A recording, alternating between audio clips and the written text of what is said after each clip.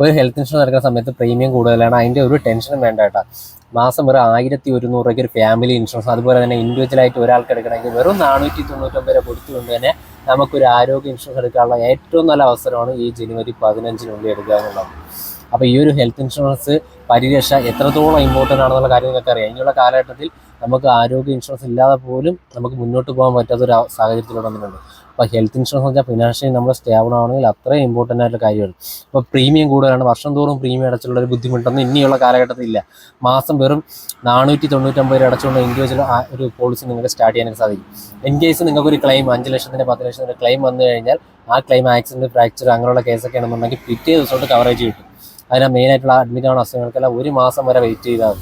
അപ്പോൾ ഇതൊക്കെ നിങ്ങൾ 1 മാസം അടച്ചുകൊണ്ടാണ് നിങ്ങൾക്ക് കിട്ടുന്നുള്ള കാര്യം മറക്കരുത്. അപ്പോൾ ഈ ഒരു മാക്സിമം ഈ ഒരു ടൈമിൽ തന്നെ ജനുവരി 15 തന്നെ എടുക്കാൻ ശ്രമിക്കുക. കൂടുതൽ അറിയാൻ നമ്പർ വിളിക്കുക, ഡീറ്റെയിൽസ് പറഞ്ഞുതരാം. Okay, thank you.